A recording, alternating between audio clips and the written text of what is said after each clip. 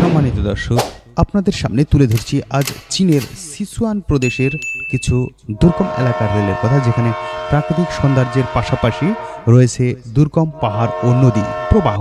কিন্তু এই কঠিন ভূগোলেও নির্মিত হয়েছে এক অবিশ্বাস্য রেলওয়ে, সিচুয়ান রেলওয়ে। আসুন দেখি কিভাবে প্রকৌশলে চমৎকার কাজ ও মানুষের অধ্যাবসায় এই প্রকল্পকে বাস্তব রূপ দিয়েছে। 1952 সালে সিচুয়ান রেলওয়ে নির্মাণের পরিকল্পনা শুরু হয়, যা ছিল পাহাড়ি এলাকায় নির্মাণের একটি সাহসী উদ্যোগ। চীনের পূর্বাঞ্চলীয় অর্থনৈতিক অঞ্চলগুলোর সাথে সিচুয়ানকে যুক্ত করার জন্য এটি অত্যন্ত প্রয়োজনীয় ছিল।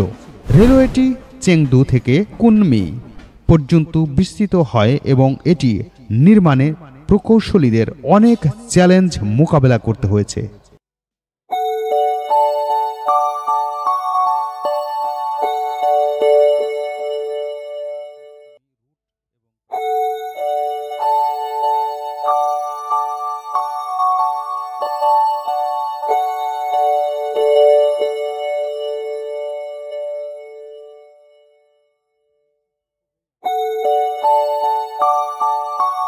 সিচুয়ান রেলওয়ে নির্মাণের সবচেয়ে বড় চ্যালেঞ্জ ছিল এর ভৌগোলিক।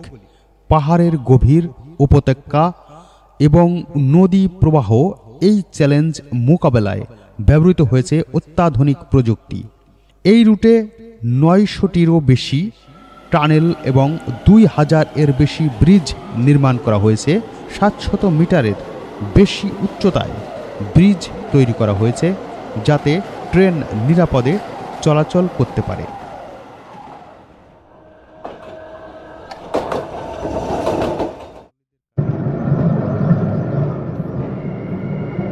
প্রকল্পটি পরিবেশে নানা প্রভাব ফেলে, তবে প্রকৌশলীরা পাহাড়ি বন সংরক্ষণ, নদী স্বাভাবিক প্রবাহ বজায় রাখার এবং স্থানীয় জীববৈচিত্র্যের প্রতি যত্নশীল থেকে রেলওয়ে নির্মাণের চেষ্টা করছেন।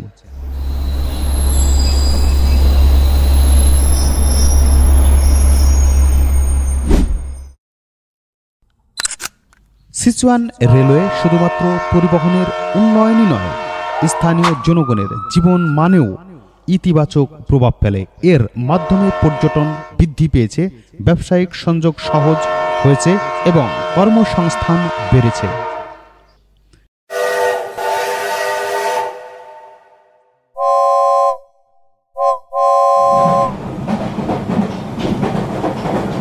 চীনের এই অবিস্মরণীয় প্রকল্প ভবিষ্যতে আরও সম্প্রসারণ ও আধুনিকায়নের পথে রয়েছে।